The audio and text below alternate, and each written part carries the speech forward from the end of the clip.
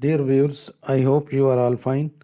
This ultrasound video shows multiple fetal anomalies with the pregnancy of about 35 weeks. Fetal anomalies include macroglossia, polyhydramnios, bilateral cystic prominences adjacent to the fetal orbits, depressed nose, and clenched hand. Amniotic fluid in this case is increased in volume and AFI value was 36. You can see the fetal head looks echo-mecho-normal. Macroglossia is a medical term for when a child is born with an enlarged tongue. It is one of the most common features of Beckwith-Welderman syndrome BWS, affecting around 90% of the children with the congenital disorder. Now you can see the fetal eyes and two prominences, that is one prominence on each side of the orbits, near the orbits is visible.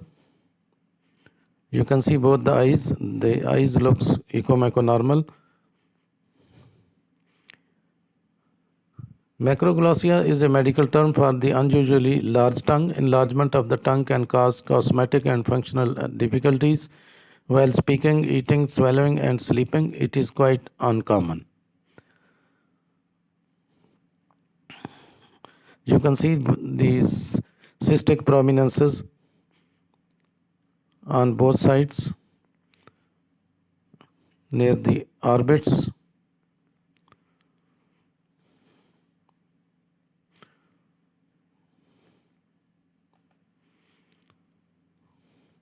Now you can see the placenta is anteriorly attached. Now you can see the fetal head.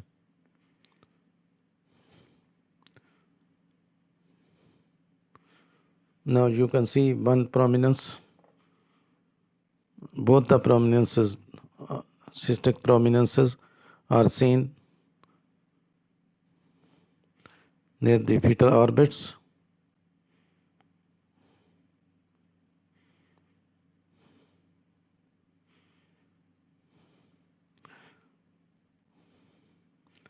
This is one prominence. Now you will see both the prominences.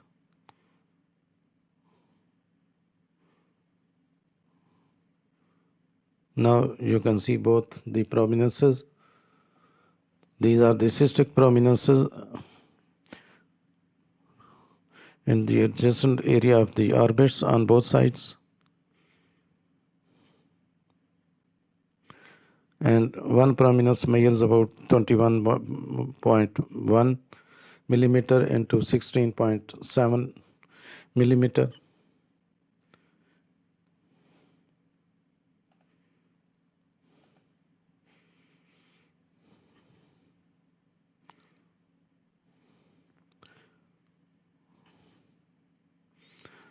Macroglossia is a medical term for an unusually large tongue. Enlargement of the tongue can cause cosmetic and functional difficulties.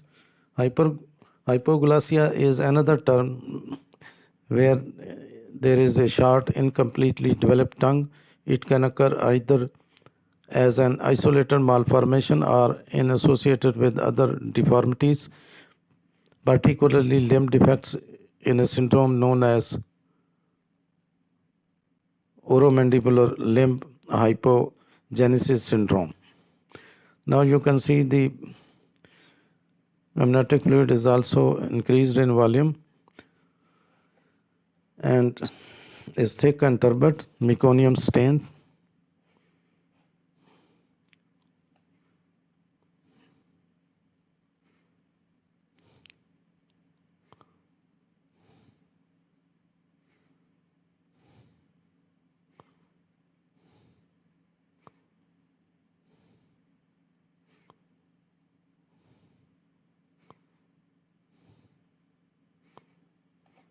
Polyhydramnios occur in about 1 to 2% of the pregnancies.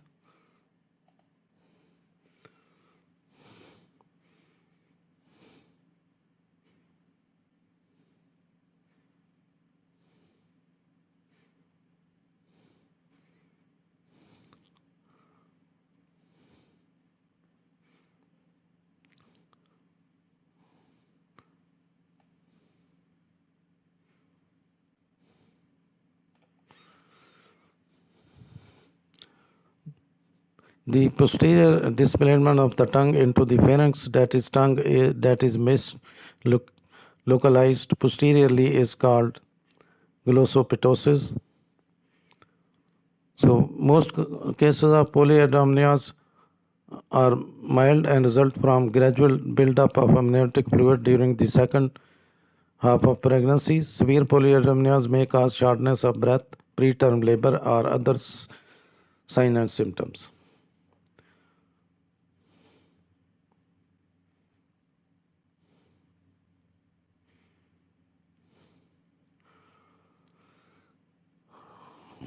As a rule of thumb, polyhydramnios is usually diagnosed with an AVF over 24 or a big pocket of fluid on the ultrasound over 8 cm. Polyhydramnios is estimated to occur in about 1 to 2% of pregnancies. In this case, as you will see later on, the measurement of the largest pocket of amniotic fluid was more than 12 cm. Now you can see the meconium stained amniotic fluid.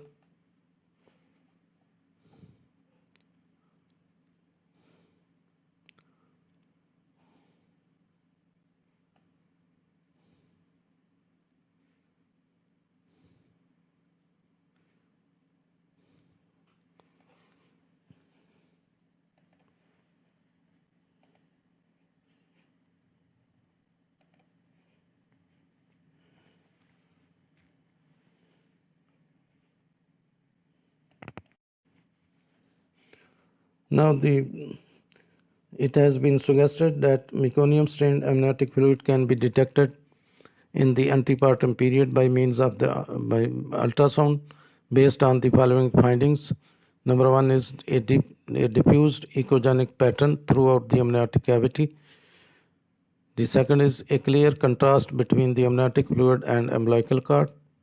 And the third is layering in the more dependent areas.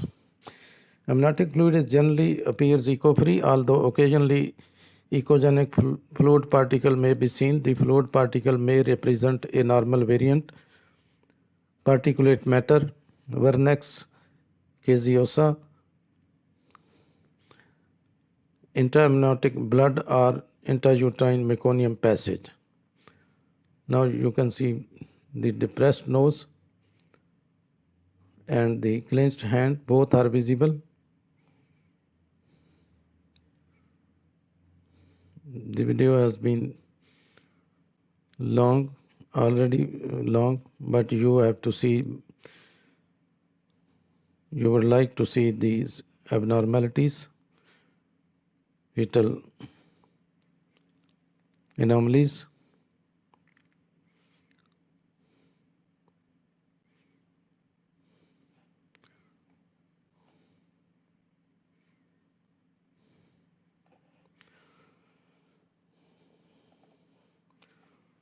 Now the polyhydramnios occurs in about 1 to 2% of the pregnancies. Remember, polyhydramnios is not usually a sign of something serious, but you should get plenty of rest. If you work, you might consider starting your maternity leave early, speaking to your doctor or midwife about your birth plan, including what to do if your water breaks or blood labor starts earlier than the expected. Now again you can see the fetal head. Now the oral cavity is visible, the mouth is open, lips are visible, and the cystic prominence is also seen. These are both the lips.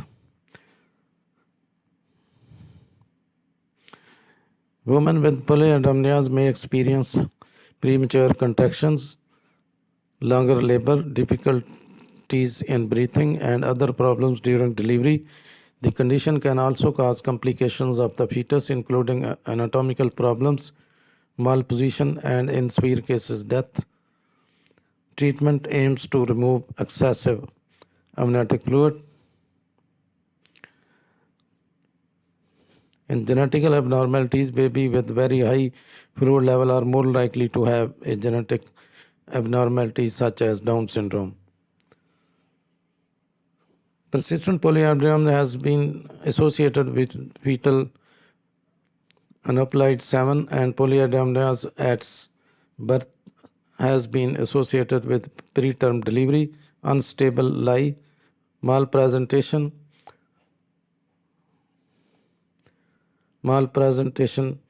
and cord prolapse and placental abruption.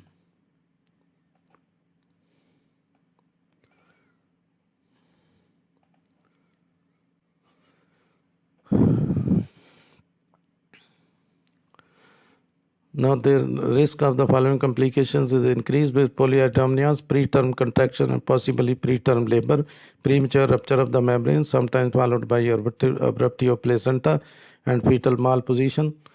You can find some important information in the description of this video. Thanks for watching.